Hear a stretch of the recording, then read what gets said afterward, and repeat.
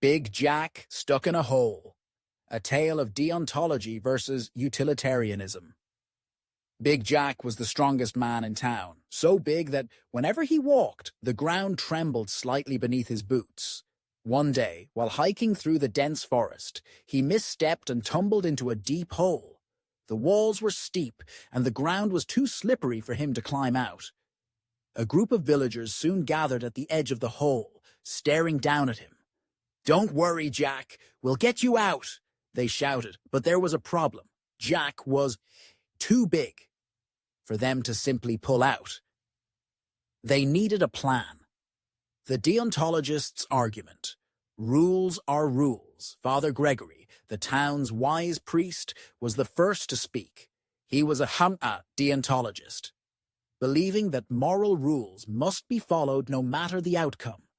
"We must save Jack in a way that respects his dignity and follows ethical principles," he said. "We cannot harm others, nor can we use people as mere tools for an outcome. Every life has intrinsic value." The villagers nodded, agreeing that they should follow the moral rules. But then little Timmy, the baker's son, spoke up. "But what if following the rules doesn't save Jack?" he asked. Father Gregory crossed his arms. "Then we must accept it. Moral duty is more important than consequences." The utilitarian's argument. The greater good matters most just. Then Dr. Lin, a traveling philosopher, stepped forward.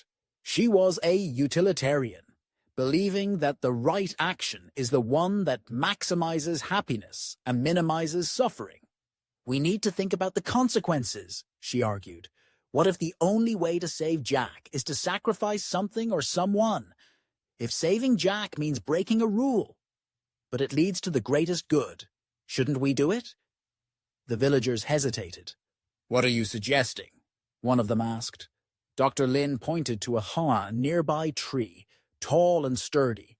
"We could cut it down and use it as a lever to pull Jack out, but that tree provides food for birds and shade for travelers. Cutting it down could harm the environment. But if it means saving Jack," she continued, "then the happiness of the many outweighs the cost." The dilemma. The villagers were now torn. Should they follow Father Gregory's deontological view and avoid harming the tree, even if it meant Jack might be stuck longer?